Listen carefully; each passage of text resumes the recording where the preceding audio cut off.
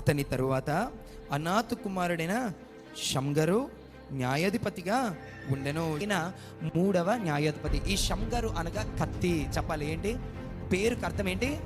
కత్తి. కొన్ని డైలాగులు ఉంటాయి, ఆడు కత్తి లాంటోడరా అంటారు, కానీ అదంతా ఉట్టిదే. కానీ ఇతను మాత్రం నిజంగా కత్తి లాంటోడే.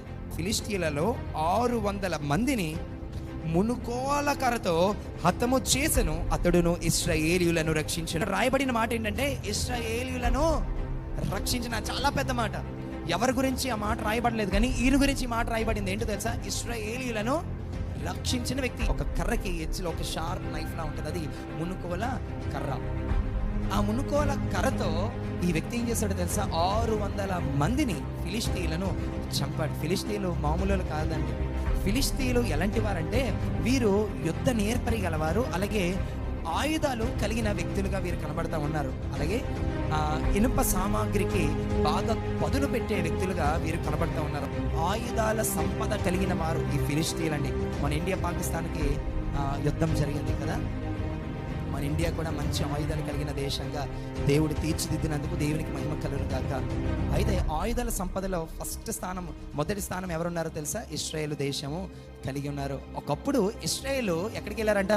శత్రువుల దగ్గరికి వెళ్ళారు. ఫిలిష్తీయుల దగ్గరికి వెళ్ళి, అయ్యా బాబు కొంచెం పదును పెట్టండి. కానీ ఈ రోజు మనం చూసినట్లయితే ఇశ్రాయేల్ దేశంలో ఉన్న ఆయుధాలు ఏ దేశంలో లేదు. మన ఇండియా కూడా ఇశ్రాయేల్ దేశం నుంచి ఆయుధాలు కొనుగోలు చేసుకోవడం మనం చూస్తూ ఉన్నాం. అయితే ఈ షమ్గర్ ఏం చేశాడు తెలుసా?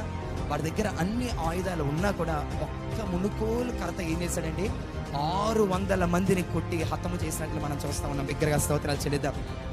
వారు ఆయుధాలు సంపద కలిగిన వ్యక్తులు. వారి దగ్గర బలమైన ఆయుధాలు ఉన్నాయి, చాలా భయంకరమైన ఆయుధాలు ఉన్నాయి, బలమైన వ్యక్తులుగా ఉన్నారు. కానీ ఈ షమ్గరు ఒక్కడు ఏం చేశాడు తెలుసా? మునుకోల కర్రతో 600 మందిని హతము చేసిన వ్యక్తిగా ఉన్నాడు. ఈరోజు ప్రియులారా, శత్రువుల దగ్గర ఉన్న ఆయుధాలు చూసిన భయపడద్దు. నీ దగ్గర ఒక బలమైన ఆయుధం ఖడ్గం ఉంది, అదే దేవుని వాక్యమై ఉన్నది. బిగ్గరగా స్తోత్రాలు చెల్లించి మొట్టమొదటిగా నీకు దేవుడు వాక్యాన్ని ఇచ్చాడు. ఈ వాక్యం అనే ఖడ్గముతో నువ్వు శత్రువును తరమొచ్చు, శత్రువును జయించచ్చు. హల్లెలూయా. నీ బాధల్లో నెమ్మది ఇచ్చేది దేవుని వాక్యము, నీ రోగంలో స్వస్థత ఇచ్చేది దేవుని వాక్యము, శత్రువులపై విజయం ఇచ్చేది దేవుని వాక్యము. ఏ దేవుడైతే షమ్గరుకు తోడై ఉన్నాడో అదే దేవుడు మీకు తోడై ఉండి శత్రువులపై మీకును నా దేవుడు విజయం అనుగ్రహించును గాక.